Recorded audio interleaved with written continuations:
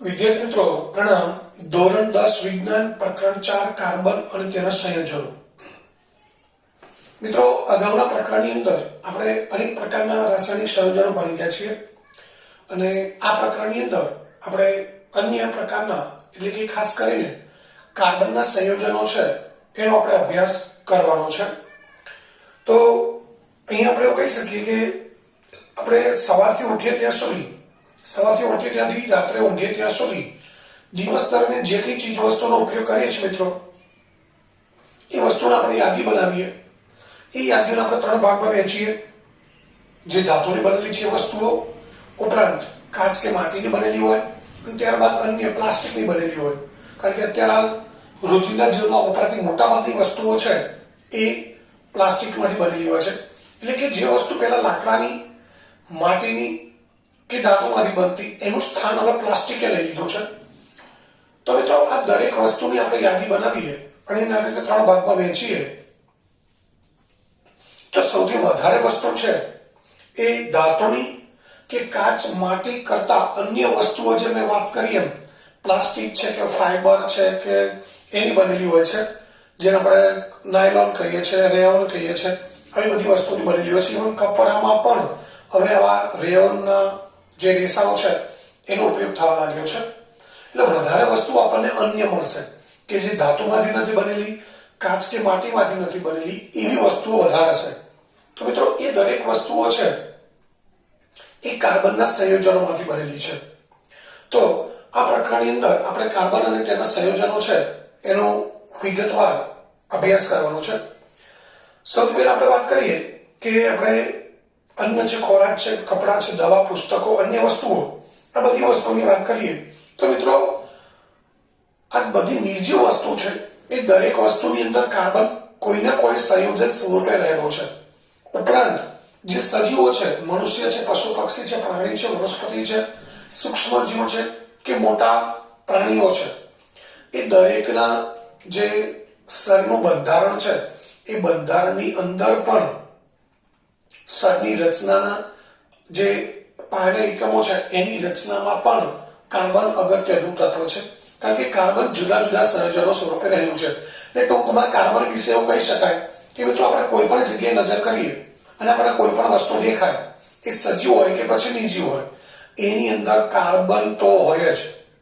એટલે એવું કહી શકાય કે કાર્બનના સંયોજનો છે એ ખૂબ વિશેષ પ્રમાણમાં જોવા મળે છે. હવે આપણે જોઈએ કે કાર્બન છે એ પૃથ્વીના પોપડામાં અને વાતાવરણમાં કાર્બનનું પ્રમાણ કેટલું છે. પૃથ્વીનો પોપડો એટલે પૃથ્વીના જે સ્તરો છે જેને આપણે જમીન કહીએ છીએ, તો એની અંદર વાતાવરણમાં કાર્બનનું પ્રમાણ ખૂબ ઓછું છે. મેં પહેલા આપણે પૃથ્વીના પેટાની વાત કરીએ તો એમાં કાર્બનનું પ્રમાણ માત્ર 0.02% છે. 0.02%. અને એ કયા સ્વરૂપે છે તો એ ક્યાંક કાર્બોનેટ સ્વરૂપે છે. કાર્બોનેટ એટલે મિત્રો CaCO3 ચૂનાનો પથ્થર જે જમીનમાંથી મળે, Na2CO3 sodium carbonate, soda S જેને કહેવાય, મેગ્નેશિયમ કાર્બોનેટ, આ બધા કાર્બોનેટ સંયોજનો પૃથ્વીના પેટાળમાંથી મળે છે. એ ઉપરાંત કેટલાક બાયકાર્બોનેટ પણ મળે છે, હાઇડ્રોજન કાર્બોનેટ જેમ કે NaHCO3 વગેરે. એ સિવાય કોલસો અને પેટ્રોલિયમ. મિત્રો પેટ્રોલિયમ છે એ પણ કાર્બનિક સંયોજનો જ છે.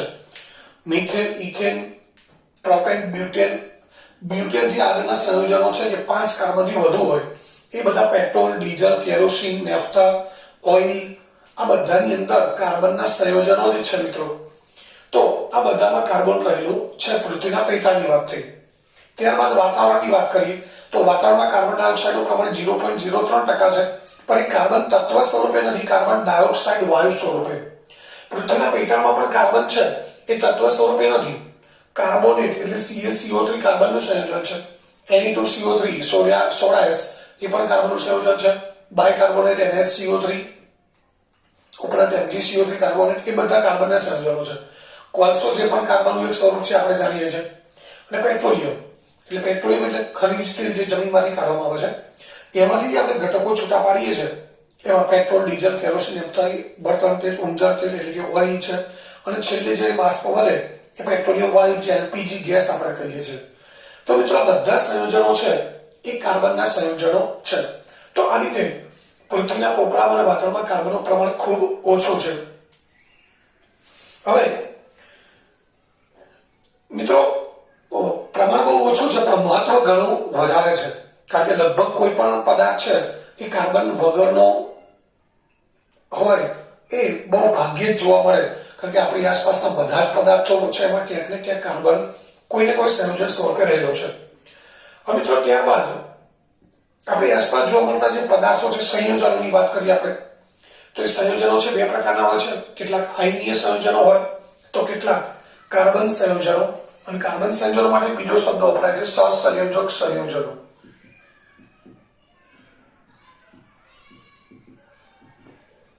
તો એ બંને સંયોજનોમાં શું ફરક છે, એમને ગુણધર્મો કેવા છે એ આપણે સમજીએ.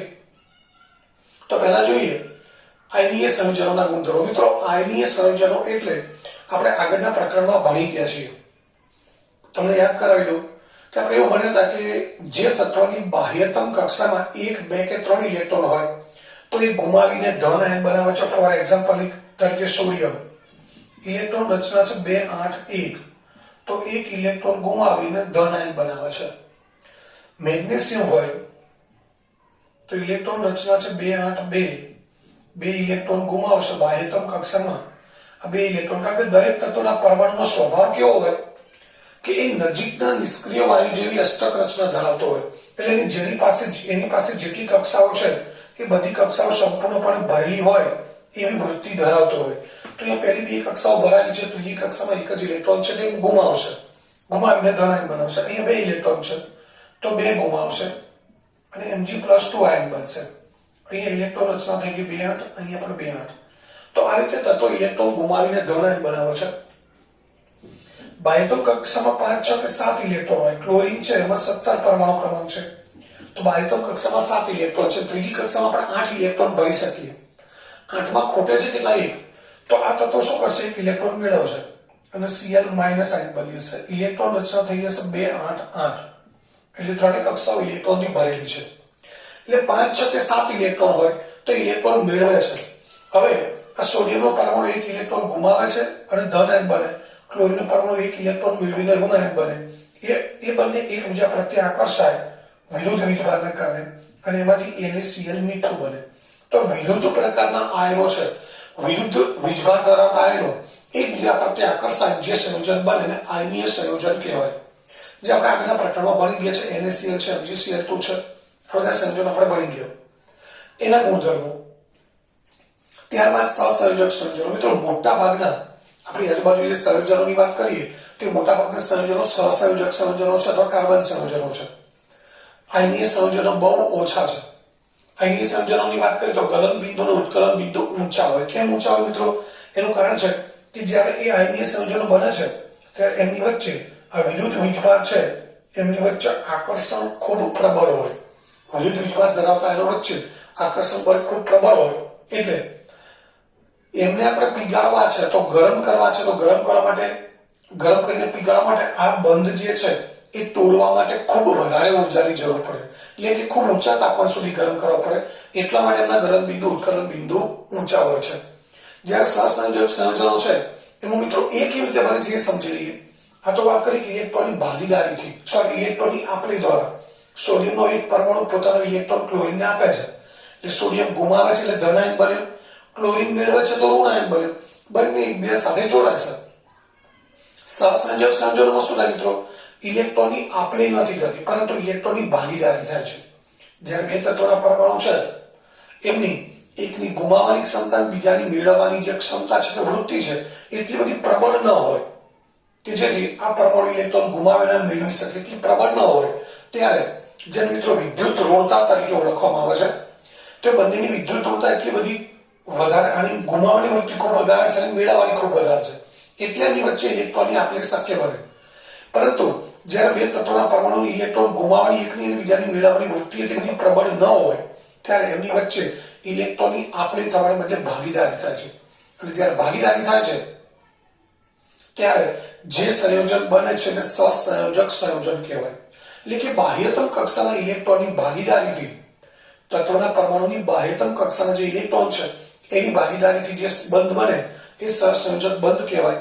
એ સંયોજનોને સહસંયોજક સંયોજનો કહેવાય. તેમાં મિત્રો ઇલેક્ટ્રોનની ભાગીદારીથી બંધ બને એટલો બધો પ્રબળ હોતો નથી, એટલે એને તોડવા માટે વધારે ઉર્જાની જરૂર ન પડે, એટલે ગલન બિંદુ ઉત્કલન બિંદુ પ્રમાણમાં નીચા હોય છે. ત્યારબાદ આંતર આણ્વિક આકર્ષણ બળ ખૂબ પ્રબળ હોય, કારણ કે વિરુદ્ધ વીજભાર ધરાવતા આયનો છે એકબીજા પ્રત્યે જોડાયેલા છે અને એ આકર્ષણ બળ ખૂબ વધારે હોય. જ્યારે કાર્બન સંયોજનો અથવા સહસંયોજક સંયોજનો છે એમાં આંતર આણ્વિક આકર્ષણ બળ ખૂબ નિર્બળ હોય છે. આયનીય સંયોજનો છે એમને જલીય દ્રાવણ એટલે કે પાણીમાં ઓગાળીએ, જેમ કે મીઠું છે એને પાણીમાં ઓગાળીએ તો એમાંથી એનું દ્રાવણ બને, એમાંથી વિદ્યુત પ્રવાહનું વહન થાય. અથવા તો મીઠું છે એને આપણે ગરમ કરીને પીગાળવું પડે, પ્રવાહી મીઠું બનાવવું પડે, તો એમાંથી વિદ્યુતનું વહન થઈ શકે. એટલે કે આયનીય સંયોજનોના જલીય દ્રાવણ કે એમની પીગળેલી અવસ્થા એ જ વિદ્યુતના સુવાહક છે. એનો અર્થ એ થયો કે ઘન અવસ્થામાં વિદ્યુતના સુવાહક નથી.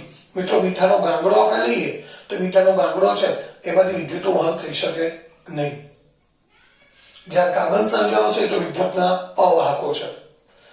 આયનીય સંયોજનો મોટાભાગે ઘન અવસ્થામાં હોય, મોટાભાગના ઘન અવસ્થામાં હોય, અને સહસંયોજક સંયોજનો છે ઘન પ્રવાહી વાયુ દરેક અવસ્થામાં હોય. મિત્રો આના કેટલાક તમને ઉદાહરણ પણ આપી દઉં, જેમ કે વાયુ છે, ખાસ મુખ્ય 4 વાયુ, એક હાઇડ્રોજન, ઓક્સિજન, ક્લોરીન, નાઇટ્રોજન, આ બધા સહસંયોજક સંયોજનો છે.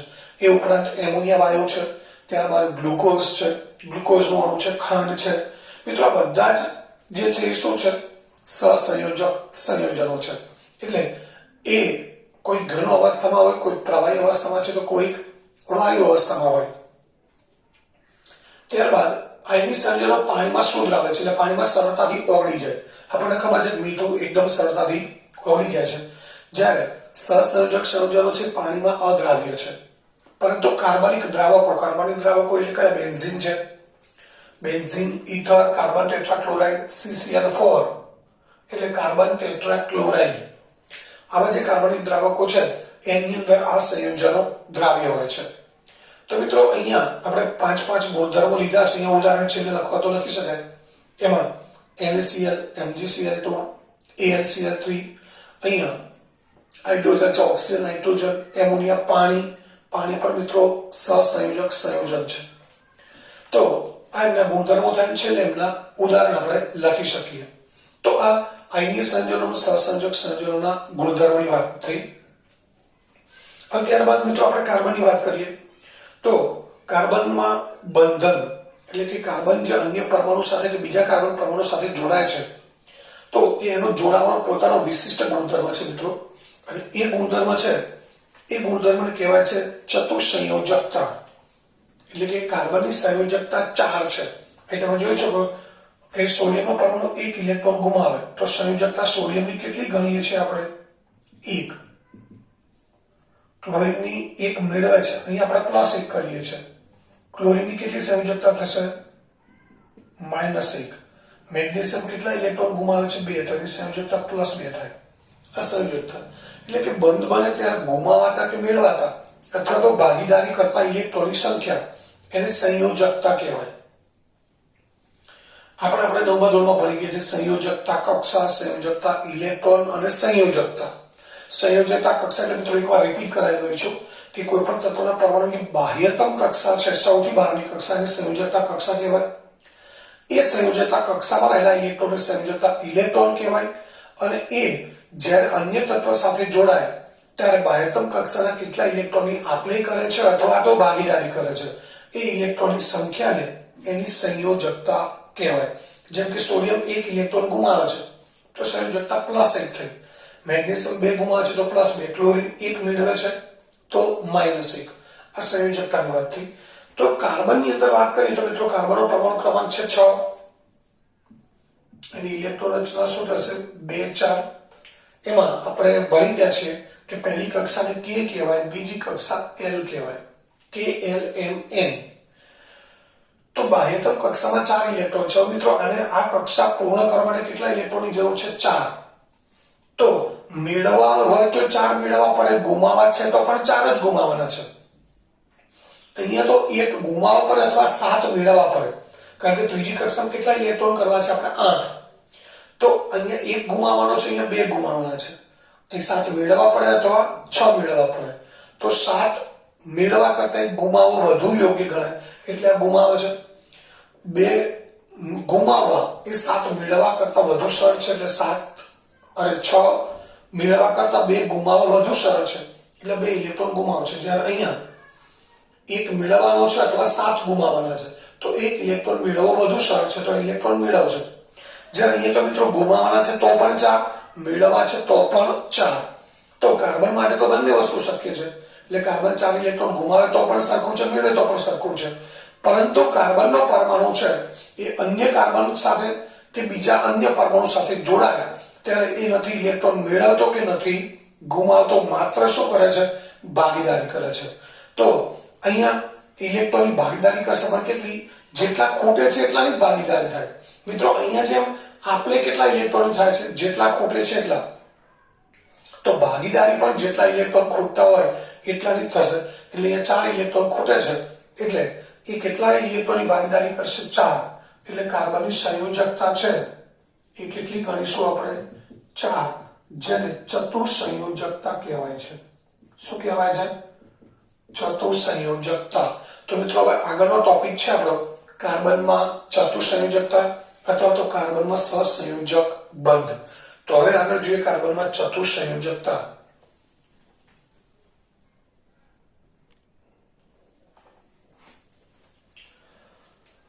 વિદ્યાર્થી મિત્રો હવે ત્યારબાદ આગળનો પ્રશ્ન છે કાર્બનમાં ચતુઃસંયોજકતા સમજાવો, એટલે કે કાર્બનની સંયોજકતા 4 છે, કેવી રીતે એ આપણે સમજવું છે. તો મિત્રો ધ્યાનથી સમજો. કાર્બનનો પરમાણુ ક્રમાંક 6 છે. હાઇલીબેબોકાને યાદ હોય તો હાઇલીબેબોકા કાર્બનનો પરમાણુ ક્રમાંક 6 છે. તેની ઇલેક્ટ્રોન રચના શું થશે? કાર્બનનો પરમાણુ ક્રમાંક 6 એટલે ઇલેક્ટ્રોન રચના 2 4 થશે. પહેલી કક્ષામાં માત્ર 2 જ ઇલેક્ટ્રોન આવશે, બાકી બધા 4. બીજી કક્ષા, પહેલી કક્ષા જેને k વડે દર્શાવાય છે, બીજી કક્ષા n. એટલે એની બાહ્યતમ n કક્ષામાં કેટલા ઇલેક્ટ્રોન છે મિત્રો? અહીંયા 4 ઇલેક્ટ્રોન છે. હવે કોઈ પણ તત્વની સક્રિયતા અથવા પ્રતિક્રિયાત્મકતા એ કેટલું સક્રિય છે, ઝડપથી સંયોજન બનાવે છે, ઝડપથી બીજા સાથે પ્રક્રિયા કરે છે, એ સક્રિયતા કહેવાય. કોની પર આધાર રાખે? તેની નજીકના નિષ્ક્રિય વાયુ જેવી ઇલેક્ટ્રોન રચના પ્રાપ્ત કરવાની વૃત્તિના આધારે. જો નજીકના નિષ્ક્રિય વાયુ જેવી અષ્ટક રચના અથવા ઇલેક્ટ્રોન રચના પ્રાપ્ત કરવાની વૃત્તિ એની વધારે હોય તો એ વધુ સક્રિય હોય, ઓછી હોય તો ઓછું સક્રિય હોય. તો કાર્બન પરમાણુની નિષ્ક્રિય વાયુ જેવી ઇલેક્ટ્રોન રચના, જેને અષ્ટક રચના કહેવાય મિત્રો, અષ્ટક રચના પણ કહેવાય, સમૃદ્ધ રચના પણ કહેવાય છે, કે જેમાં જે તે પરમાણુની બધી જ કક્ષાઓ ઇલેક્ટ્રોનથી સંપૂર્ણપણે ભરેલી હોય. તો એવી રચના પ્રાપ્ત કરવા માટે 4 ઇલેક્ટ્રોન છે, તો આ કક્ષામાં 8 ઇલેક્ટ્રોન કરવા છે આપણે, તો 4 મેળવવા પડે અથવા તો 4 ગુમાવવા પડે. એટલે કાર્બન પરમાણુને 4 ઇલેક્ટ્રોન મેળવવા અથવા તો ગુમાવવા પડે. આપણે સમજીએ કે જો કાર્બન પરમાણુને 4 ઇલેક્ટ્રોન મેળવવા કે ગુમાવવા છે તો શું થાય? તો પહેલા આપણે વિચારીએ કે જો 4 ઇલેક્ટ્રોન મેળવે તો કેટલા? 8 ઇલેક્ટ્રોન થશે, અને 4 ઇલેક્ટ્રોન મેળવે છે એની પર સંયોજકતા કેટલી આવશે? 4 માઇનસ, એટલે કે -4. એટલે એક કાર્બન ઋણ વીજભાર ધરાવતો ઋણાયન અથવા એનાયન બનશે. આ પણ ધ્યાન રાખજો, ઇલેક્ટ્રોન મેળવીને જ્યારે પરમાણુ ઋણાયન બને તો એને એનાયન કહેવાય. એટલે C4- એનાયન બને તો બનાવી શકે, પરંતુ બનાવે તો શું થાય મિત્રો? અહીંયા આ પરમાણુ ક્રમાંક 6 છે, એટલે પરમાણુ ક્રમાંક તમને ખબર હશે કે પરમાણુ ક્રમાંક એટલે તત્વના પરમાણુમાં રહેલા પ્રોટોન કે ઇલેક્ટ્રોનની સંખ્યા. એટલે પરમાણુ ક્રમાંક 6 છે તો ઇલેક્ટ્રોન તો 6 છે, પણ પ્રોટોન પણ એમાં 6 છે. મિત્રો પ્રોટોન ક્યાં હોય? પરમાણુના કેન્દ્રની અંદર. ઇલેક્ટ્રોન ક્યાં હોય? ભ્રમણ કક્ષામાં. પહેલી કક્ષામાં 2 ઇલેક્ટ્રોન, બીજી કક્ષામાં 4 ઇલેક્ટ્રોન. હવે બીજી કક્ષામાં બીજા 4 ઇલેક્ટ્રોન મેળવે છે, તો મિત્રો ઇલેક્ટ્રોન કેટલા થશે? 10 થશે. આ કાર્બન છે C6, એમાં પ્રોટોન 6 છે, ઇલેક્ટ્રોન પણ કેટલા છે? 6. પ્રોટોનનો વીજભાર પ્લસ, ઇલેક્ટ્રોનનો માઇનસ. હવે 4 ઇલેક્ટ્રોન મેળવી અને C4- બને તો એમાં પ્રોટોન તો મિત્રો 6 જ છે, જ્યારે ઇલેક્ટ્રોન કેટલા થઈ ગયા? અહીંયા 10 થઈ ગયા. તો અહીંયા આપણે એ સમજવાનું છે કે 4 ઇલેક્ટ્રોન મેળવી શકે, પરંતુ મેળવે તો 6 પ્રોટોન ધરાવતું પરમાણુ કેન્દ્ર. પરમાણુ જે કેન્દ્ર છે ન્યુક્લિયસ, એની અંદર 6 પ્રોટોન છે, અને 6 પ્રોટોન ધરાવતા પરમાણુ કેન્દ્ર માટે 10 ઇલેક્ટ્રોન એટલે કે વધારાના 4 ઇલેક્ટ્રોન સમાવવા એ બહુ મુશ્કેલ થઈ જાય. મિત્રો 50, 70, 80 પ્રોટોન હોય અને બીજા 4 વધારાના ઇલેક્ટ્રોન આવે તો એ 4 ઇલેક્ટ્રોન 50, 60 ની સામે કઈ નથી. પરંતુ 6 પ્રોટોન 6 અને ઇલેક્ટ્રોન 6 હોય તો વાંધો નહીં, પણ 6 પ્રોટોનની સામે ઇલેક્ટ્રોન 4 વધી જાય છે. એટલે 6 ની સરખામણીમાં 4 ઇલેક્ટ્રોન વધી જાય એટલે ઇલેક્ટ્રોનની સંખ્યા ખૂબ વધી ગઈ. તો એટલા વધારાના 4 ઇલેક્ટ્રોન સમાવવા એ પરમાણુ કેન્દ્ર માટે, ન્યુક્લિયસ માટે ખૂબ અઘરું બની જાય અને એ પરમાણુ કેન્દ્ર અસ્થાયી બની જાય. એટલે કે 4 ઇલેક્ટ્રોન એટલે કે કુલ 10 ઇલેક્ટ્રોન સમાવી શકે નહીં. તો મેળવવાની વાત અહીંયા પૂરી થઈ કે 4 ઇલેક્ટ્રોન મેળવવા એ કાર્બન પરમાણુના કેન્દ્ર માટે શક્ય નથી. હવે જો તે 4 ઇલેક્ટ્રોન ગુમાવે તો શું થાય મિત્રો? 4 ઇલેક્ટ્રોન ગુમાવે છે તો કેટલા ઇલેક્ટ્રોન વધશે? માત્ર 2. હતા કેટલા? 6. 6 માંથી 4 ગુમાવે છે એટલે 2 ઇલેક્ટ્રોન વધ્યા. એટલે 4 ઇલેક્ટ્રોન ગુમાવીને C4+ કેટાયન અથવા ધનાયન બનાવી શકે. ઋણાયનને એનાયન કહેવાય, ધનાયનને કેટાયન કહેવાય. પરંતુ 6 પ્રોટોન ધરાવતા પરમાણુ કેન્દ્રમાં 4 ઇલેક્ટ્રોન ગુમાવીને માત્ર 2 ઇલેક્ટ્રોન ધરાવતો કાર્બન કેટાયન બનાવવા માટે ખૂબ વધારે ઉર્જાની જરૂર પડે. મિત્રો આપણને ખબર છે કે જ્યારે કોઈ તત્વના પરમાણુથી ઇલેક્ટ્રોન દૂર કરવો છે, કારણ કે ઇલેક્ટ્રોન છે ઋણ વીજભાર ધરાવે, વચ્ચે ન્યુક્લિયસમાં ધન વીજભાર હોય, એટલે ધન વીજભાર એટલે કે પ્રોટોન અને ઇલેક્ટ્રોન વચ્ચે આકર્ષણ બળ હોય. આપણે કક્ષામાંથી ઇલેક્ટ્રોન દૂર કરવો છે તો ઉર્જા આપવી પડે. પરંતુ મિત્રો 6 પ્રોટોન ધરાવતા પરમાણુ કેન્દ્રમાંથી એ પરમાણુની અંદરથી આપણે 4 ઇલેક્ટ્રોન ગુમાવવા છે તો એના માટે ખૂબ વધારે ઉર્જાની જરૂર પડે અને એટલા મોટા પ્રમાણમાં ઉર્જાની જરૂર પડે તો એ પરમાણુ કેન્દ્ર કેવું બની જાય? અસ્થાયી બની જાય. એટલે કહેવાનો અર્થ એ છે કે કાર્બન પરમાણુને અષ્ટક રચના પ્રાપ્ત કરવા 4 ઇલેક્ટ્રોન મેળવવા પડે અથવા તો ગુમાવવા પડે. પરંતુ મેળવવા જાય તો પણ એ અસ્થાયી બની જાય છે, ગુમાવવા જાય તો પણ એને ખૂબ વધારે ઉર્જાની જરૂર પડે છે એટલે એ પણ અસ્થાયી બની જાય. એટલે એનો અર્થ એ થયો કે કાર્બન પરમાણુ છે એ આયનિક બંધથી જોડાતો નથી. એટલે ઇલેક્ટ્રોન ગુમાવીને નથી ધનાયન બનાવતો કે મેળવીને ઋણાયન બનાવતો. એટલે આયન બનતો જ નથી તો પછી આયનીય બંધ બનવાનો નથી. આથી કાર્બન પરમાણુ છે એ બીજા કાર્બન પરમાણુ સાથે કે અન્ય તત્વના પરમાણુ સાથે બાહ્યતમ કક્ષા અથવા સંયોજકતા કક્ષા, મિત્રો બહારની કક્ષા શું કહેવાય? સંયોજકતા કક્ષા, એના ઇલેક્ટ્રોનની ભાગીદારી કરી અને શું કરે છે? અણુનું અથવા સંયોજનનું નિર્માણ કરે છે. તો સહસંયોજક બંધ કોને કહેવાય? તો બે પરમાણુઓની બાહ્યતમ કક્ષાના ઇલેક્ટ્રોનની ભાગીદારીથી. મિત્રો અહીંયા જ્યારે કોઈ તત્વનો પરમાણુ ઇલેક્ટ્રોન ગુમાવે કે મેળવે તો એ કયા ઇલેક્ટ્રોન ગુમાવે છે? બાહ્યતમ કક્ષાના જ.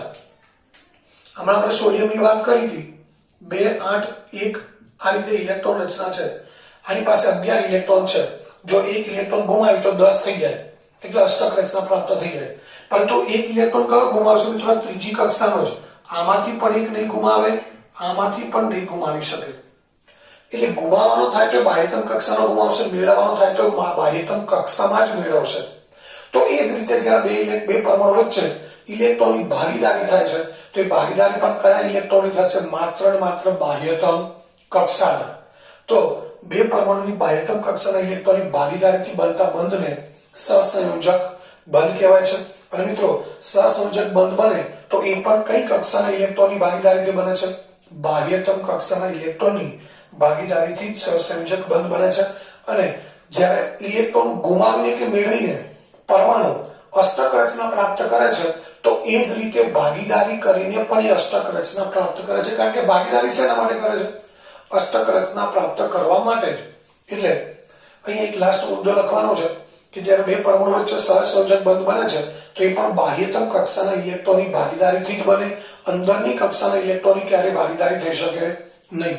અને એ ભાગીદારી કરે ત્યારે પણ એ બંને પરમાણુઓ છે, જે બે પરમાણુ વચ્ચે ઇલેક્ટ્રોનની ભાગીદારી થાય એટલે બંને અષ્ટક રચના અથવા તો સમૃદ્ધ રચના પ્રાપ્ત કરી લેતા હોય છે. એ મિત્રો સહસંયોજક બંધ કેવી રીતે બને છે? બે પરમાણુ ઇલેક્ટ્રોનની કેવી રીતે ભાગીદારી કરે છે એ હવે પછી આપણે કેટલાક ઉદાહરણો દ્વારા સમજવાનું છે. તો મિત્રો આ પણ એક ખૂબ અગત્યનો પ્રશ્ન છે. કાર્બનમાં ચતુઃસંયોજકતા એટલે કાર્બનની સંયોજકતા 4 છે. એટલે એ અન્ય બીજા 4 કાર્બન પરમાણુ કે અન્ય પરમાણુ સાથે ઇલેક્ટ્રોનની ભાગીદારી કરી અને વધુમાં વધુ 4 બંધ બનાવી શકે. તો આ કાર્બનની ચતુઃસંયોજકતા થઈ મિત્રો. લગભગ ફરી સમજાવવાની જરૂર નથી, તમે બરાબર સારી રીતે સમજી ગયા છો. તો હવે આગળ આપણે જોઈએ છે સહસંયોજક બંધ જુદા જુદા અણુઓમાં કેવી રીતે બને છે એ આપણે મિત્રો સમજવાનું છે.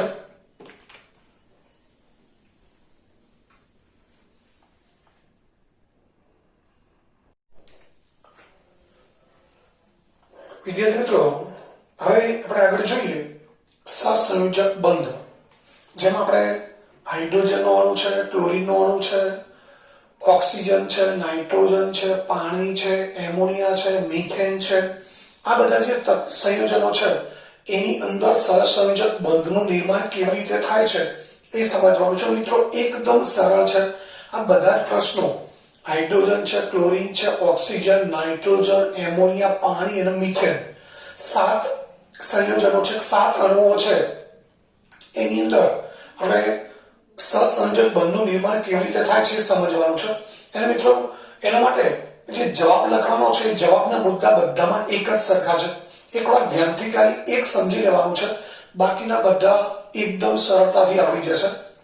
સૌથી પહેલા શરૂ કરીએ હાઇડ્રોજન અણુ H2, એમાં સહસંયોજક બંધનું નિર્માણ. તો મિત્રો શરૂઆત કરીએ હાઇડ્રોજનનો પરમાણ્વીય ક્રમાંકથી.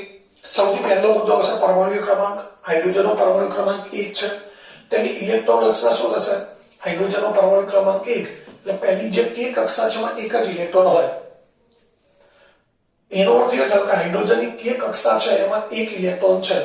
હવે આ કક્ષા છે પૂર્ણ કરવી છે. કોઈ પણ તત્વનો પરમાણુ કેવી વૃત્તિ ધરાવતો હોય, જેટલી કક્ષાઓ છે 1 હોય તો 1, 2 હોય તો 2, 3 હોય તો 3, એ બધી જ કક્ષાઓ પૂર્ણ કરવાની વૃત્તિ ધરાવતો હોય. તો હાઇડ્રોજનના કક્ષા પૂર્ણ કરવી છે તો એક ઇલેક્ટ્રોનની જરૂર છે. એકની જરૂર છે તો શું કરશે? એક હાઇડ્રોજન છે ને એકની જરૂર છે, પણ એ કોઈની સાથે આપ-લે નથી કરતો, ભાગીદારી કરે છે. તો શું થશે? અહીંયા મિત્રો કયો અણુ છે? H2. H2 નો અર્થ એમાં કેટલા પરમાણુ છે? 2 હાઇડ્રોજનના પરમાણુ છે. મિત્રો આવો જ એક બીજો હાઇડ્રોજન પરમાણુ આપણે વિચારીએ આ સિવાયનો. એનો પરમાણુ ક્રમાંક પણ 1 થશે. એની ઇલેક્ટ્રોન રચના પણ k કક્ષામાં એક ઇલેક્ટ્રોન છે, એને પણ એક જ ઇલેક્ટ્રોનની જરૂર છે. તો મિત્રો આવા 2 ઇલેક્ટ્રોન ભેગા થયા, 2 હાઇડ્રોજન પરમાણુ ભેગા થયા, જે બંનેને એક એક ઇલેક્ટ્રોનની જરૂર છે. તો એવા 2 હાઇડ્રોજન પરમાણુ છે એ તેમની k કક્ષાના એક એક ઇલેક્ટ્રોનની ભાગીદારી કરશે અને હાઇડ્રોજનના અણુનું નિર્માણ કરશે. મિત્રો બંનેની એક એકની જરૂર છે, પણ પહેલો હાઇડ્રોજન બીજાને નથી આપતો, બીજો પહેલાનો નથી આપતો. એકબીજાને આપતા નથી એટલે શું કરે છે? ભાગીદારી કરે છે. મિત્રો આ એક આપણી વ્યવહારિક ભાગીદારી જેવી વાત થઈ કે 2 મિત્રો છે, એકની પાસે કોઈ ધંધાનું જ્ઞાન છે, નોલેજ છે, ધંધાનો અનુભવ છે, બીજા પૈસા નથી, બીજા પાસે પૈસા છે, મની પાવર છે, પરંતુ ધંધાનું કોઈ નોલેજ, જ્ઞાન કે અનુભવ નથી. તો એ મિત્રો શું કરશે? એક મિત્ર પૈસાનું રોકાણ કરશે, બીજો પોતાનો અનુભવ, પોતાનો નોલેજ છે એનું રોકાણ કરશે, અને એમ કરી બંને ભાગીદારી કરીને ધંધો કરે છે. તો મિત્રો અહીંયા એવું છે કે જરૂરિયાત બંને છે પણ એકે આપતા નથી. મિત્રોમાં પણ એવું છે, જેનો અનુભવ છે ધંધાનો એ બીજાને શીખવાડતો નથી, જેની પૈસા છે, જેની પાસે પૈસા છે એ અનુભવ વાળાને પૈસા નથી આપતો, એટલે શું કરવું પડે? ત્યાં ભાગીદારી કરવી પડે. તો મિત્રો અહીંયા પણ એવું જ છે કે 2 હાઇડ્રોજન પરમાણુ છે, આવા બંનેને એક એક ઇલેક્ટ્રોનની જરૂર છે. તો શું થશે? બંને હાઇડ્રોજન પરમાણુ તેમની k કક્ષાના એક એક ઇલેક્ટ્રોનની ભાગીદારી કરી અને હાઇડ્રોજન અણુનું નિર્માણ કરે છે. કેવી રીતે કરે છે જોઈએ મિત્રો. આ એક હાઇડ્રોજન પરમાણુ છે, એની પાસે એક ઇલેક્ટ્રોન છે, બીજો હાઇડ્રોજન પરમાણુ એની પાસે એક ઇલેક્ટ્રોન છે, બંને ભાગીદારી કરી અને જોડાઈ ગયા. તો આ રેડ અને બ્લુ પેનથી મેં એટલા માટે ચોકડી કરેલી છે જેથી આપણને ખબર પડે. તો હાઇડ્રોજન છે, આ રેડ ચોકડી છે એ આ હાઇડ્રોજનનો ઇલેક્ટ્રોન છે, બ્લુ ચોકડી છે એ આ હાઇડ્રોજનનો ઇલેક્ટ્રોન છે. તો હવે અહીંયા આપણે રાઉન્ડ કેવી રીતે કરવાના છે ધ્યાનથી સમજો. તો પહેલું રાઉન્ડ કેવી રીતે કરવાનું? જેની અંદર હાઇડ્રોજન એની સંજ્ઞા H અને 2 ઇલેક્ટ્રોન આવી જાય એવી રીતે કરવાનું છે. એટલે આનો અર્થ એ થયો કે બંને એક એક ઇલેક્ટ્રોનની ભાગીદારી કરી એટલે બંને ઇલેક્ટ્રોન પહેલા હાઇડ્રોજનના પણ ગણાય, અને બીજો વર્તુળ આપણે એવી રીતે કર્યો છે કે જેથી બીજો H અને 2 ઇલેક્ટ્રોન આવી જાય એટલે બીજો વર્તુળ. એટલે એ વર્તુળ એવું દર્શાવે છે કે આ હાઇડ્રોજનના પણ 2 ઇલેક્ટ્રોન છે. અને મિત્રો ભાગીદારી થાય, ધંધામાં ભાગીદારી થાય એટલે એના માલિક બંને ગણાય, બંને ભાગીદારો ગણાય, એક ના ગણાય. તો અહીંયા એવું છે કે બંને ઇલેક્ટ્રોન છે એના માલિક, પહેલો હાઇડ્રોજન અને બીજો હાઇડ્રોજન બંને એક જ સરખા માલિક છે. એટલે એનો અર્થ એ થયો કે આ હાઇડ્રોજન છે એની બાહ્યતમ કક્ષામાં કે કક્ષામાં 2 ઇલેક્ટ્રોન થઈ ગયા, આ હાઇડ્રોજનની બાહ્યતમ કક્ષામાં પણ 2 ઇલેક્ટ્રોન થઈ ગયા. એટલે કે બંને હાઇડ્રોજન પરમાણુએ એમની નજીકનું નિષ્ક્રિય વાયુ છે હિલિયમ. હાઇડ્રોજન પછી શું આવે? હિલિયમ. હિલિયમનો પરમાણુ ક્રમાંક 2 છે એટલે એની ઇલેક્ટ્રોન રચના 2 છે. એની કે કક્ષામાં 2 ઇલેક્ટ્રોન છે તો બંને હાઇડ્રોજન આની કક્ષામાં 2 ઇલેક્ટ્રોન થઈ ગયા, આ હાઇડ્રોજનની કક્ષામાં પણ 2 ઇલેક્ટ્રોન થઈ ગયા. એટલે કે હાઇડ્રોજનનો પ્રત્યેક પરમાણુ તેમની નજીકના નિષ્ક્રિય વાયુ હિલિયમ He જેવી ઇલેક્ટ્રોન રચના પ્રાપ્ત કરે છે અને એ તેની કે કક્ષામાં કેટલા ઇલેક્ટ્રોન ધરાવે છે? 2. હિલિયમની કે કક્ષામાં કેટલા ઇલેક્ટ્રોન આવે મિત્રો? 2 ઇલેક્ટ્રોન હોય છે. અને અહીંયા જે સંયોજકતા ઇલેક્ટ્રોન છે જે ભાગીદારીમાં વપરાય છે, જેને સંયોજકતા અથવા તો બાહ્યતમ કક્ષાના ઇલેક્ટ્રોન, એને સંયોજકતા ઇલેક્ટ્રોન કહેવાય. એનું નિરૂપણ આપણે ચોકડી દ્વારા દર્શાવેલું છે. તો અહીંયા આપણે બંને હાઇડ્રોજનના ઇલેક્ટ્રોન છે એ આપણે ચોકડી વડે દર્શાવેલા છે. મિત્રો અહીંયા મારી પાસે 2 અલગ અલગ પેન છે એટલે મેં બંને હાઇડ્રોજનના ઇલેક્ટ્રોનને અલગ અલગ રંગ દ્વારા દર્શાવ્યા છે. તમારે તો પરીક્ષાની અંદર જ્યારે લખવાનું ત્યારે પેનનો ઉપયોગ કરી શકો અથવા પેન્સિલનો ઉપયોગ કરી શકો, એમાં તમે બીજા રંગ વાપરી શકો નહીં. તો એના માટે તમે એવું કરી શકો કે એક હાઇડ્રોજનનો ઇલેક્ટ્રોન છે ચોકડી દ્વારા, બીજાનો ઇલેક્ટ્રોન ટપકા દ્વારા દર્શાવી દો. આ રીતે દર્શાવીએ તો પણ ચાલે. એટલે આપણને ખબર પડી જાય કે ચોકડી વાળો ઇલેક્ટ્રોન છે પહેલા હાઇડ્રોજન છે, ટપકું છે બીજા હાઇડ્રોજનનો ઇલેક્ટ્રોન છે. તો આવી રીતે પણ આપણે ભાગીદારી દર્શાવી શકીએ. મિત્રો અહીંયા હાઇડ્રોજન અણુમાં જે ઇલેક્ટ્રોનની ભાગીદારી થઈ છે 2 પરમાણુ વચ્ચે એક ઇલેક્ટ્રોનની ભાગીદારી થઈ છે એટલે એને એકલ બંધ કહેવાય અથવા સહસંયોજક એક બંધ કહેવાય. સહસંયોજક બંધ ખરો પણ કેટલા ઇલેક્ટ્રોનની ભાગીદારી થઈ? એક. એટલે એના માટે શબ્દ વપરાય સહસંયોજક એક બંધ અથવા એકલ બંધ. આ છે એકલ બંધ. એટલે આ બની ગયો H2 અણુ. આ બંને હાઇડ્રોજન પરમાણુ હતા, આ પણ હાઇડ્રોજન પરમાણુ છે, એ જોડાઈ અને H2 અણુ બની ગયો. એને આપણે H2 લખીએ અથવા H લખાય. એમાં ડેશ છે શું દર્શાવે છે? એકલ બંધ. એટલે કે બંને વચ્ચે એક ઇલેક્ટ્રોનની ભાગીદારી થયેલી છે. તો મિત્રો એકદમ સરળ છે. એકવાર ફરીથી ફટાફટ પુનરાવર્તન કરી લઈએ. શરૂઆત કરીએ પરમાણુ ક્રમાંક. હાઇડ્રોજનનો પરમાણુ ક્રમાંક 1 છે એટલે ઇલેક્ટ્રોન રચના શું થશે? 1. હાઇડ્રોજન પછી એક ઉપર કક્ષા K. એટલે એનો અર્થ એ થયો કે K કક્ષામાં 1 ઇલેક્ટ્રોન છે અને આ K કક્ષા છે ને પૂર્ણ કરવા માટે હાઇડ્રોજનને 1 ઇલેક્ટ્રોનની જરૂર છે. તો આપણે વિચારી લઈએ કે આ પણ બીજો એક હાઇડ્રોજન છે જેને 1 ઇલેક્ટ્રોનની જરૂર છે.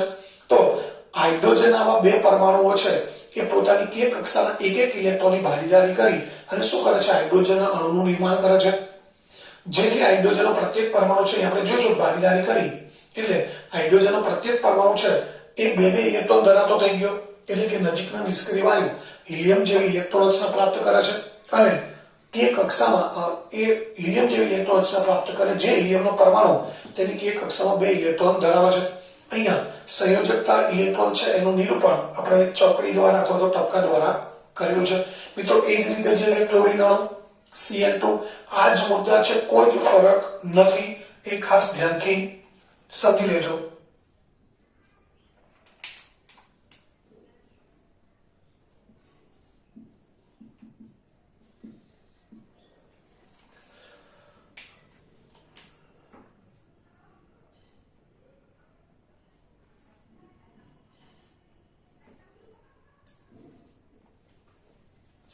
મિત્રો એક જો બરાબર હાઇડ્રોજન અણુનું નિર્માણ બરાબર આવડી ગયું હોય તો બાકીનું નિર્માણ જાતે જ લખવાનો પ્રયત્ન કરજો, 100% આવડી જશે.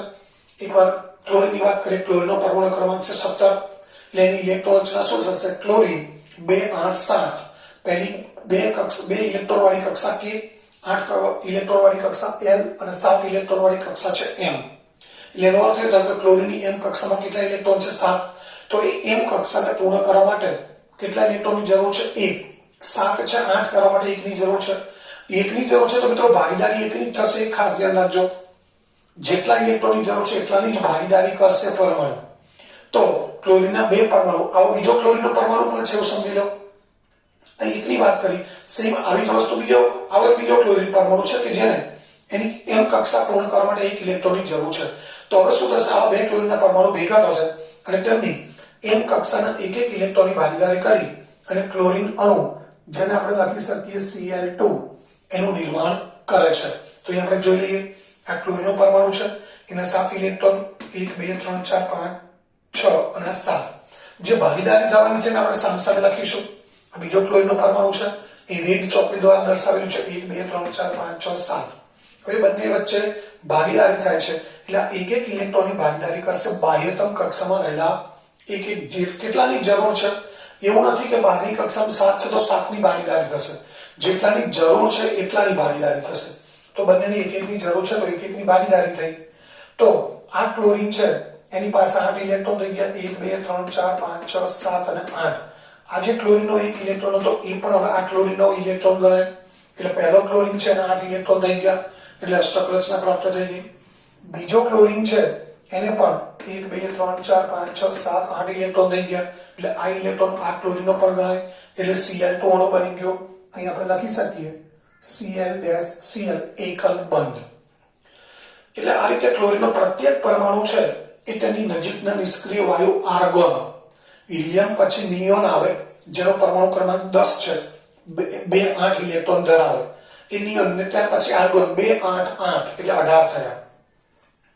તો અહીંયા જે ક્લોરીનના બાહ્યતમ કક્ષામાં 7 ઇલેક્ટ્રોન હતા એ 8 થઈ ગયા અને 2 અને 10 એટલે 10 ને 8 18 થઈ ગયા. આ ક્લોરીન છે એને પણ બાહ્યતમ કક્ષામાં 7 ઇલેક્ટ્રોન હતા એ 8 થઈ ગયા અને બીજા 2 અને 8 10 એટલે 18 ઇલેક્ટ્રોન થઈ ગયા. એટલે બંને ઇલેક્ટ્રોન છે એ 18 ઇલેક્ટ્રોન ધરાવે છે. એટલે કે નજીકના નિષ્ક્રિય વાયુ આર્ગોન જેવી ઇલેક્ટ્રોન રચના ધરાવે છે કે જે તેની m કક્ષામાં 8 ઇલેક્ટ્રોન ધરાવે છે. અને અહીંયા પણ જે સંયોજકતા ઇલેક્ટ્રોન છે એનું આપણે નિરૂપણ ચોકડી દ્વારા કરેલું છે. અહીંયા પણ મિત્રો તમે એવું કરી શકો છો એકને ચોકડી દ્વારા દર્શાવો બીજાને ટપકા દ્વારા દર્શાવો. તો તમને એટલું સરળ રહે એટલે તમે એ રીતે જ કરજો. પેન્સિલથી દોરી લખવાનું છે અને ટપકા દ્વારા આ એક ઇલેક્ટ્રોન છે ચોકડી દ્વારા દર્શાવો તો બીજા ટપકા દ્વારા દર્શાવી શકાય. તો આ ક્લોરીનનું થઈ ગયું. મિત્રો અહીંયા તમે જોઈ શકો છો કે બંનેમાં મુદ્દા એક જ સરખા છે. ખાલી આપણે એ સમજવાનું છે કે કોને કેટલાની જરૂર છે એટલાની ભાગીદારી બતાવવાની છે. તો હવે આ બે પ્રશ્નો બરાબર સમજી ગયા હોય તો હવે આપણે આગળ જઈએ ઓક્સિજન અને નાઇટ્રોજન. મિત્રો એક જ તત્વના બે પરમાણુ જોડાઈને અણુ બને છે H2 અને Cl2. એ રીતે ઓક્સિજન આપણે O2 લખીએ છીએ ક્યારે O નથી લખતા, નાઇટ્રોજનમાં N2 લખીએ છીએ. તો મિત્રો અહીંયા પણ એક જ તત્વના બે પરમાણુ જોડાય છે. તો હવે આગળ જઈએ ઓક્સિજન અને નાઇટ્રોજન.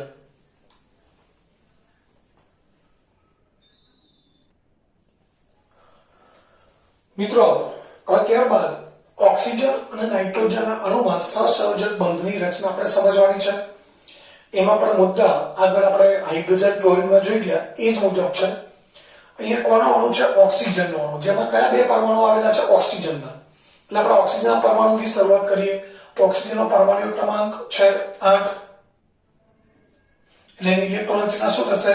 2 6. એટલે કે કક્ષામાં 2 ઇલેક્ટ્રોન છે, L કક્ષામાં 6. એટલે કે ઓક્સિજનની L કક્ષામાં 2 ઇલેક્ટ્રોન છે. આથી L કક્ષાને પૂર્ણ કરવા માટે ઓક્સિજનની L કક્ષામાં 6 ઇલેક્ટ્રોન છે. એટલે એને એક કક્ષા પૂર્ણ કરવા માટે 2 ઇલેક્ટ્રોનની જરૂર છે. તો મિત્રો આ એક ઓક્સિજનને 2 ઇલેક્ટ્રોનની જરૂર છે. એવો બીજો ઓક્સિજનનો પરમાણુ છે એને પણ 2 ઇલેક્ટ્રોનની જરૂર છે. એટલે 2 ઇલેક્ટ્રોનની જરૂરિયાત વાળા 2 ઓક્સિજન ભેગા થશે. બંનેને 2 ની જરૂર છે તો ભાગીદારી પણ કેટલાની કરશે મિત્રો? 2 ની. જેટલાની જરૂર છે એટલાની ભાગીદારી થાય છે. તો આપણે લખી શકીએ ઓક્સિજનના 2 પરમાણુઓ તેમની L કક્ષાના 2 ઇલેક્ટ્રોનની ભાગીદારી કરી અને ઓક્સિજન અણુ O2 નું નિર્માણ કરે છે. મિત્રો 2 ઇલેક્ટ્રોનની ભાગીદારી થાય છે એટલે જે બંધ બને સહસંયોજક બંધ એ દ્વિબંધ કહેવાય. અહીં જોઈ શકો છો O double bond O. Bond એટલે બંધ, ડબલ એટલે 2, O ડબલ બોન્ડ O દ્વિબંધ બન્યો. હવે બંને ઓક્સિજન 2 ઇલેક્ટ્રોનની ભાગીદારી કરે છે આપણે પહેલા જોઈ લઈએ. આ પહેલા ઓક્સિજન છે જેના 6 ઇલેક્ટ્રોન. મિત્રો ભાગીદારી 2 ની થાય છે એટલે 2 સામે મૂકવાના છે, બાકીના 4 ઉપર નીચે 2. ઓક્સિજન છે એના 2 ઇલેક્ટ્રોન ભાગીદારીમાં વપરાય એ આની સામે મૂકીશું, 2 ઉપર મૂકીશું. હવે ભાગીદારી થઈ ગઈ તો આ બંનેને નજીક લાવી દેવાના છે, વચ્ચેની પ્લસનું ચિહ્ન કાઢી નાખવાનું છે. તો 6 ઇલેક્ટ્રોન તો હતા ઓક્સિજનના, આ ઓક્સિજનના 2 ઇલેક્ટ્રોન એને મળ્યા એટલે 8 ઇલેક્ટ્રોન થઈ ગયા. કુલ કેટલા ઇલેક્ટ્રોન થયા? 8 ને 2 10. એ જ રીતે બીજો ઓક્સિજન છે એના 6 ઇલેક્ટ્રોન હતા અને આ 2 મળ્યા ભાગીદારીમાં, એને પણ 8 ઇલેક્ટ્રોન થયા. કુલ 10 ઇલેક્ટ્રોન થયા. અને 10 ઇલેક્ટ્રોન ધરાવતું અથવા તો 10 પરમાણુ ક્રમાંક ધરાવતું તત્વ છે નિયોન. એટલે કે ઓક્સિજનના પ્રત્યેક પરમાણુ છે તેમની નજીકના નિષ્ક્રિય વાયુ નિયોન Ne જેવી ઇલેક્ટ્રોન રચના પ્રાપ્ત કરે છે. જે Ne તેની L કક્ષામાં કેટલા ઇલેક્ટ્રોન ધરાવે છે? 8. અહીંયા પણ બંનેને કેટલા ઇલેક્ટ્રોન થઈ ગયા? આ ઓક્સિજનને પણ 8 થયા, આ ઓક્સિજનને પણ 8 ઇલેક્ટ્રોન થઈ ગયા. અહીંયા સંયોજકતા કક્ષાના ઇલેક્ટ્રોનનું નિરૂપણ ચોકડી અને ટપકા દ્વારા દર્શાવેલું છે. આપણે બંને કર્યું છે તો બંને લખવાનું, ચોકડી અને ટપકા દ્વારા દર્શાવેલું છે. તો એ મિત્રો બે ઇલેક્ટ્રોનની ભાગીદારી થઈ છે એટલે દ્વિબંધ રચાયો છે એમ કહી શકાય. તો જેટલા ઇલેક્ટ્રોનની ભાગીદારી થાય એટલા બંધ બનશે. એકની થાય તો એકલ બંધ કહેવાય અથવા સહસંયોજક એક બંધ કહેવાય. બે ઇલેક્ટ્રોનની ભાગીદારી થઈ તો આને આપણે સહસંયોજક દ્વિબંધ કહીશું. ત્યારબાદ નાઇટ્રોજનનો અણુ, મિત્રો એમાં પણ એ જ રીતે નાઇટ્રોજનનો પરમાણુ ક્રમાંક 7 છે. તેની ઇલેક્ટ્રોન રચના શું થશે? 2 5 એટલે કે કક્ષામાં 2 ઇલેક્ટ્રોન, L કક્ષામાં 5 ઇલેક્ટ્રોન.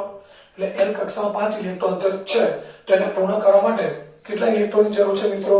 3. 3 ની જરૂર છે તો નાઇટ્રોજનના 2 પરમાણુ કેટલા ઇલેક્ટ્રોનની ભાગીદારી કરશે? 3. આથી નાઇટ્રોજનના 2 પરમાણુ તેમની L કક્ષાના 3 ઇલેક્ટ્રોનની ભાગીદારી કરી નાઇટ્રોજન અણુ N2 નું નિર્માણ કરે છે અને 3 ઇલેક્ટ્રોનની ભાગીદારી થાય એટલે ત્રિબંધ બને છે. ભાગીદારી જોઈએ મિત્રો, 5 ઇલેક્ટ્રોન છે, એમાં 3 સામે ગોઠવવાના, 2 વિરુદ્ધ સાઈડ ગોઠવવાના છે. બીજો નાઇટ્રોજન, એના 3 ઇલેક્ટ્રોનની ભાગીદારી થાય છે એટલે 3 સામે આવશે, 2 પાછળ આવશે. હવે બંને ભેગા થશે, વચ્ચે પ્લસનું ચિહ્ન કાઢી નાખો, 3 ને 3 6 નજીક લાવી દો. આ નાઇટ્રોજન છે એની પર આપણે વર્તુળ કર્યું એટલે ભાગીદારીના 6 અને પોતાના 2 8 ઇલેક્ટ્રોન થઈ ગયા. બીજો નાઇટ્રોજન છે એના પર ભાગીદારીના 6 અને પોતાના 2 8 ઇલેક્ટ્રોન થઈ ગયા. એટલે બંને નાઇટ્રોજનની બાહ્યતમ કક્ષામાં 8 ઇલેક્ટ્રોન થઈ ગયા. એટલે કહી શકાય કે નાઇટ્રોજનનો પ્રત્યેક પરમાણુ નજીકના નિષ્ક્રિય વાયુ નિયોન જેવી ઇલેક્ટ્રોન રચના પ્રાપ્ત કરે છે. જે નિયોન તેની L કક્ષામાં 8 ઇલેક્ટ્રોન ધરાવે છે. અહીંયા પણ સંયોજકતા ઇલેક્ટ્રોન જેનું નિરૂપણ ચોકડી અને ટપકા દ્વારા કરેલું છે, દર્શાવેલું છે. તો આ રીતે અહીંયા 3 ઇલેક્ટ્રોનની ભાગીદારી થઈ એટલે N ટ્રિપલ બોન્ડ N કહેવાય અથવા ત્રિબંધ કહેવાય, સહસંયોજક ત્રિબંધ રચાય છે કહેવાય. તો આ N2 અણુ બની ગયો. આ નાઇટ્રોજન પરમાણુ છે, બંને પરમાણુ છે અને N2 નાઇટ્રોજન અણુ બની ગયો. તો મિત્રો આ રીતે હાઇડ્રોજન, ક્લોરીન, ઓક્સિજન, નાઇટ્રોજન આ દરેકમાં પણ એટલી ખબર હોય કે પરમાણુ ક્રમાંક કેટલો છે એ આવડે તો એની ઇલેક્ટ્રોન રચના આવડે, બાહ્યતમ કક્ષામાં કેટલા ઇલેક્ટ્રોન છે એ ખબર પડી જાય એટલે એને કક્ષા પૂર્ણ કરવા કેટલા ઇલેક્ટ્રોનની જરૂર છે એ આપણને ખબર પડે. અને એટલી ખબર પડે એટલે જેટલાની જરૂર છે એટલાની ભાગીદારી થાય છે એ આપણે 4 અણુ રચનાની અંદર સમજી લીધું. તો અહીંયા હાઇડ્રોજન, ક્લોરીન, ઓક્સિજન અને નાઇટ્રોજનમાં અણુનું નિર્માણ સહસંયોજક બંધ દ્વારા કેવી રીતે થાય છે એ આપણે આ રીતે ચર્ચા કરી. ત્યારબાદ પછી જોઈશું પાણી, એમોનિયા અને મિથેન, એમાં ઇલેક્ટ્રોનની ભાગીદારી દ્વારા કેવી રીતે અણુ બને છે.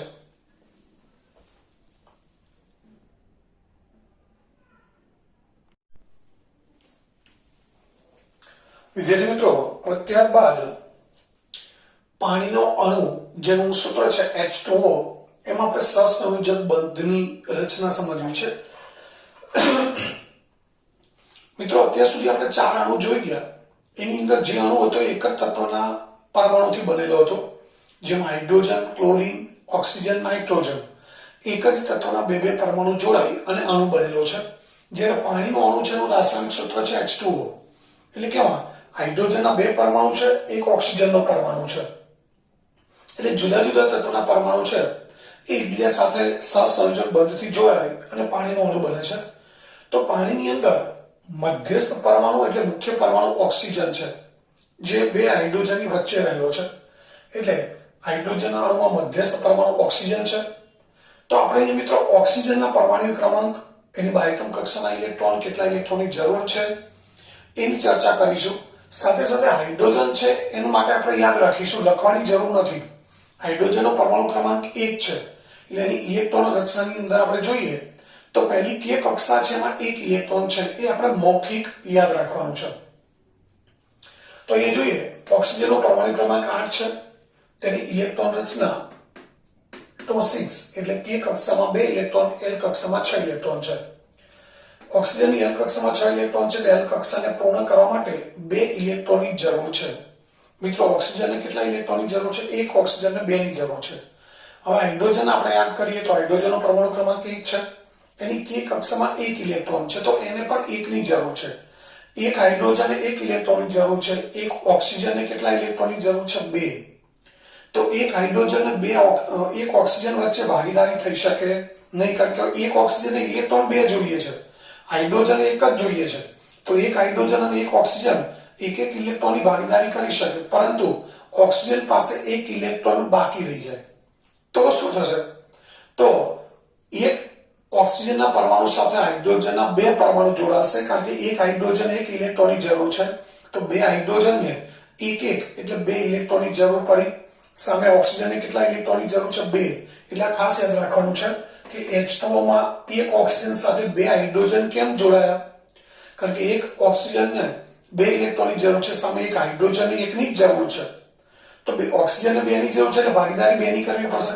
તો એના માટે હાઇડ્રોજનના પરમાણુ કેટલા જોઈશે? 2.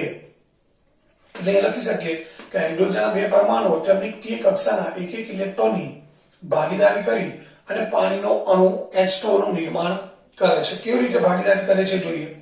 તો ઓક્સિજનનો પરમાણુ છે જેના 6 ઇલેક્ટ્રોન 1 2 3 4 5 6 આ હાઇડ્રોજનના 2 પરમાણુ છે. એક હાઇડ્રોજન પાસે એક ઇલેક્ટ્રોન છે, એમાં 2 પરમાણુ છે, એટલે હાઇડ્રોજનના 2 પરમાણુ. હવે આમાંથી એક હાઇડ્રોજન પરમાણુ છે, અહીંયા એક ઇલેક્ટ્રોન આપીને ભાગીદારી કરશે, એટલે અહીંયા જોડાશે, અહીંયા આપણે બતાવેલો છે.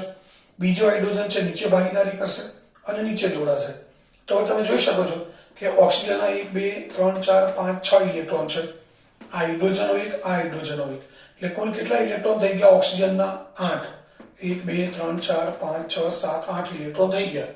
એટલે ઓક્સિજનનો પરમાણુ છે એ ઓક્સિજનનો પરમાણુ નજીકના નિષ્ક્રિય વાયુ નિયોન જેવી અષ્ટક રચના પ્રાપ્ત કરે છે. અષ્ટક રચના નિયોન જેવી પ્રાપ્ત થઈ ગઈ. અને હાઇડ્રોજનનો દરેક પરમાણુ હાઇડ્રોજનના પોતાનો એક ઇલેક્ટ્રોન અને એક ઓક્સિજન, એટલે હાઇડ્રોજનના 2 ઇલેક્ટ્રોન થઈ ગયા. આ હાઇડ્રોજનના પર પોતાનો એક, ઓક્સિજનનો એક, 2 ઇલેક્ટ્રોન થઈ ગયા. એટલે કે હાઇડ્રોજનનો પરમાણુ છે નજીકના નિષ્ક્રિય વાયુ હિલિયમ જેવી ઇલેક્ટ્રોન રચના પ્રાપ્ત કરે છે. અહીંયા સંયોજકતા ઇલેક્ટ્રોન નિરૂપણ ચોકડીને બીજા શેના દ્વારા આપણે દર્શાવ્યું છે મિત્રો? ટપકા દ્વારા. ચોકડીના ટપકા દ્વારા દર્શાવેલું છે. તો આ રીતે ઓક્સિજનને 2 ઇલેક્ટ્રોનની જરૂર છે, તો હાઇડ્રોજન સાથે ભાગીદારી કરી શકે, પરંતુ 2 હાઇડ્રોજન સાથે કરશે, કારણ કે બંને હાઇડ્રોજનને એક એકની જરૂર છે. તો આ રીતે પાણીનો અણુ બની ગયો. એને આ રીતે પણ લખી શકાય. આ H2O પાણીનો અણુ, એમાં ઓક્સિજન હાઇડ્રોજન વચ્ચે બંધ છે, અને આપણે ડેશ લાઈન થોડી દઈએ, અહીંયા પણ બંધ, અને અહીંયા 4 ઇલેક્ટ્રોન બાકી છે ઓક્સિજનના. તો મિત્રો પાણીના અણુમાં સહસંયોજક બંધનું નિર્માણ થયું.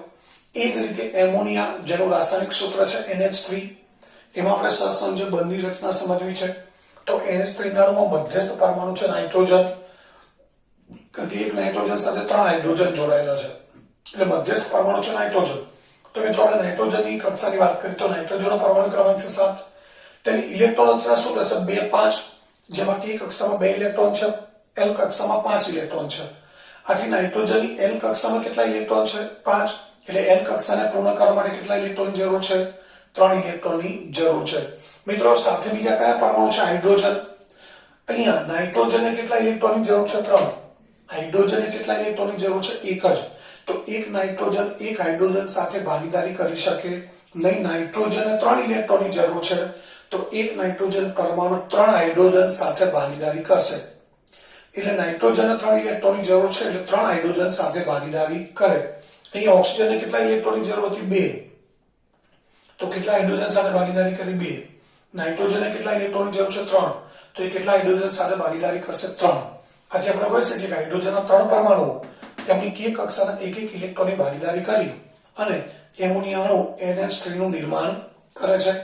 અહીંયા નાઇટ્રોજનનો પરમાણુ છે એ નજીકના નિષ્ક્રિય વાયુ, પહેલા આપણે ભાગીદારી સમજી લઈએ મિત્રો. નાઇટ્રોજનના 5 ઇલેક્ટ્રોન 1 2 3 4 5, એમાં આ યુગ્મિત છે, જોડીમાં છે, ત્યાં ભાગીદારી નહીં થાય. જ્યાં અયુગ્મિત છે ત્યાં ભાગીદારી થશે. તો આ એક 3 હાઇડ્રોજન છે, એમાંથી એક અહીંયા ભાગીદારી કરશે, એક નીચે કરશે, એક આ બાજુ કરશે. એટલે નાઇટ્રોજન ઉપરના 2 યુગ્મિત ઇલેક્ટ્રોન, આ નાઇટ્રોજનનો એક ઇલેક્ટ્રોન, એક હાઇડ્રોજનનો, એટલે અહીંયા એક બંધ બની ગયો. આ નાઇટ્રોજનનો ઇલેક્ટ્રોન છે, આ એક હાઇડ્રોજન અહીંયા જોડાય, એટલે બીજો બંધ બની ગયો. નાઇટ્રોજનનો ઇલેક્ટ્રોન, આ એક હાઇડ્રોજન અહીંયા જોડાય, એટલે ત્રીજો બંધ બની ગયો. એટલે નાઇટ્રોજન અને હાઇડ્રોજન વચ્ચે તમે જોઈ શકો છો 3 સહસંયોજક એક બંધ બન્યા. એક એક ઇલેક્ટ્રોનની ભાગીદારીથી બંધ બને એટલે એક બંધ કહેવાય, પણ 3 બંધ બને આવા. અહીંયા કેટલા બંધ બને છે? 2 બને છે. અને એમોનિયાનો અણુ બને છે. તો અહીંયા શું થાય છે? નાઇટ્રોજનનો પરમાણુ છે એ નજીકના નિષ્ક્રિય નિયોન જેવી ઇલેક્ટ્રોન રચના પ્રાપ્ત કરે છે અને જે તેની એલ કક્ષામાંથી ઇલેક્ટ્રોન ધરાવે છે. અને હાઇડ્રોજનનો પરમાણુ છે એ નજીકના નિષ્ક્રિય વાયુ નિયોન જેવી ઇલેક્ટ્રોન રચના પ્રાપ્ત કરે છે. તો અને અહીંયા પણ આ જે સંયોજકતા ઇલેક્ટ્રોન છે એને આપણે ચોકડી અને ટપકા દ્વારા દર્શાવેલા છે. એક મુદ્દો લખી દેવાનો છે. સંયોજકતા ઇલેક્ટ્રોનને ચોકડી અને ટપકા દ્વારા દર્શાવેલા છે.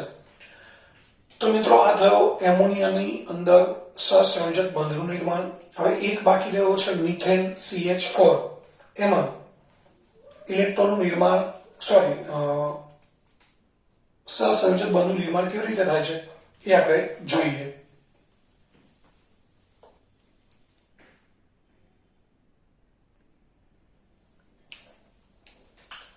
વિદ્યાર્થી મિત્રો, ત્યારબાદ હવે મિથેન જેનું રાસાયણિક સૂત્ર છે CH4 એ મિથેનના અણુમાં સહસંયોજક બંધની રચના આપણે સમજવી છે. તો મિથેનનું રાસાયણિક સૂત્ર છે CH4. એમાં હાઇડ્રોજન એક ગૌણ તત્વ છે. મુખ્ય મધ્યસ્થ તત્વ કયું છે? કાર્બન. એક કાર્બન સાથે 4 હાઇડ્રોજન જોડાયેલા છે એટલે મધ્યસ્થ પરમાણુ છે કાર્બન છે. કાર્બનનો પરમાણુ ક્રમાંક 6. તેની ઇલેક્ટ્રોન રચના C6 એટલે 2 4. K કક્ષામાં 2 ઇલેક્ટ્રોન, L કક્ષામાં 4 ઇલેક્ટ્રોન. એટલે કે તેની બાહ્યતમ કક્ષા L છે એની અંદર 4 ઇલેક્ટ્રોન છે. આ L કક્ષાને પૂર્ણ કરવા માટે કેટલા ઇલેક્ટ્રોનની જરૂર છે મિત્રો? 4. આથી 4 ની જરૂર છે. હવે એની સાથે ભાગીદારી કોણ કરે છે મિત્રો? હાઇડ્રોજન. તો 4 ની જરૂર છે તો 4 હાઇડ્રોજન ભાગીદારી કરશે, કારણ કે એક હાઇડ્રોજન એકની ભાગીદારી કરી શકે. કાર્બનને 4 ઇલેક્ટ્રોનની જરૂર છે તો એક કાર્બન સાથે કેટલા ઇલેક્ટ્રોનની ભાગીદારી થશે મિત્રો? 4 ઇલેક્ટ્રોનની. એટલે હાઇડ્રોજનના 4 પરમાણુઓ છે એ તેમની K કક્ષાના એક ઇલેક્ટ્રોનની ભાગીદારી કરી મિથેનનો અણુ CH4 એનું નિર્માણ કરે છે. તો આપણે જોઈ શકીએ કાર્બનનો એક પરમાણુ છે, એની બાહ્યતમ કક્ષામાં 4 ઇલેક્ટ્રોન છે, 4 4 અયુગ્મિક છે, જોડીમાં નથી. એની સાથે હાઇડ્રોજનનો એક ઇલેક્ટ્રોન છે, 4 હાઇડ્રોજન પરમાણુ છે. એ ભાગીદારી કરે એટલે અહીંયા તમે જોઈ શકો છો ડાબી બાજુ અહીંયા એક હાઇડ્રોજન ભાગીદારી કરશે, ઉપર બીજો હાઇડ્રોજન ભાગીદારી કરશે, અહીંયા ત્રીજો હાઇડ્રોજન અને નીચે ચોથો હાઇડ્રોજન એક ઇલેક્ટ્રોનની ભાગીદારી કરે છે. એટલે કાર્બનના આપણે ઇલેક્ટ્રોન ગણીએ તો આ ચોકડીવાળા પોતાના 4 ઇલેક્ટ્રોન અને લાલ ટપકાવાળા 4 હાઇડ્રોજનના એક એટલે 4 ઇલેક્ટ્રોન. એટલે કાર્બનના ઇલેક્ટ્રોન કેટલા થઈ ગયા? 8. એટલે કાર્બનના પરમાણુએ નજીકના નિષ્ક્રિય વાયુ નિયોન જેવી ઇલેક્ટ્રોન રચના પ્રાપ્ત કરી લીધી, જે તેની L કક્ષામાં 8 ઇલેક્ટ્રોન ધરાવે છે. અને દરેક હાઇડ્રોજન પરમાણુ છે, હાઇડ્રોજન પરમાણુ એને 2 ઇલેક્ટ્રોન થઈ ગયા, ઉપરના 2 થઈ ગયા, આના 2 થઈ ગયા, નીચેના હાઇડ્રોજનના પર 2 ઇલેક્ટ્રોન થઈ ગયા. એટલે કે દરેક હાઇડ્રોજન પરમાણુ છે એ નજીકના નિષ્ક્રિય વાયુ હિલિયમ જેવી ઇલેક્ટ્રોન રચના પ્રાપ્ત કરે, જે તેની K કક્ષામાં 2 ઇલેક્ટ્રોન ધરાવે છે. અહીંયા સંયોજકતા ઇલેક્ટ્રોન છે એનું નિરૂપણ છે એ આપણે કોના દ્વારા કરેલું છે મિત્રો? ચોકડી અને ટપકા દ્વારા. તો આજે 2 ની પણ અહીંયા 4 આવશે. 4 સંયોજકતા ઇલેક્ટ્રોન છે એનું નિરૂપણ આપણે ચોકડી અને ટપકા દ્વારા કરેલું છે. કાર્બનના જે 4 પર ઇલેક્ટ્રોન છે એનું ચોકડી દ્વારા, હાઇડ્રોજનના 4 ઇલેક્ટ્રોન છે એનું ટપકા દ્વારા નિરૂપણ કરેલું છે. અહીંયા કાર્બન અને હાઇડ્રોજન વચ્ચે 4 સહસંયોજક એક બંધ બને છે. એટલે આ રીતે લખી શકાય 4 કાર્બન ચારે બાજુ ચતુર્થ પરિમાણમાં જોડાયેલા હોય અને વચ્ચે કાર્બન હોય. આ રીતે આ મિથેનનો અણુ રચાય છે.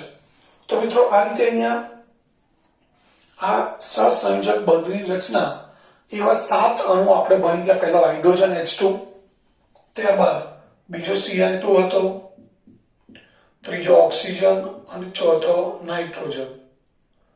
ત્યારબાદ આપણે જોયું H2O પાણી, એ પછી એમોનિયા અને CH4. તો કુલ 7 અણુ થયા. આ 7 અણુઓ છે એની અંદર જે કંઈ પરમાણુઓ છે એ ઇલેક્ટ્રોનની ભાગીદારી કરી કેવી રીતે સહસંયોજક બંધથી જોડાય છે એ મિત્રો આપણે સમજી ગયા. તો આ રીતે સહસંયોજક સંયોજનો છે એની અંદર ઇલેક્ટ્રોનની ભાગીદારી દ્વારા સહસંયોજક બંધનું નિર્માણ થાય છે અને સહસંયોજક સંયોજનો બને છે.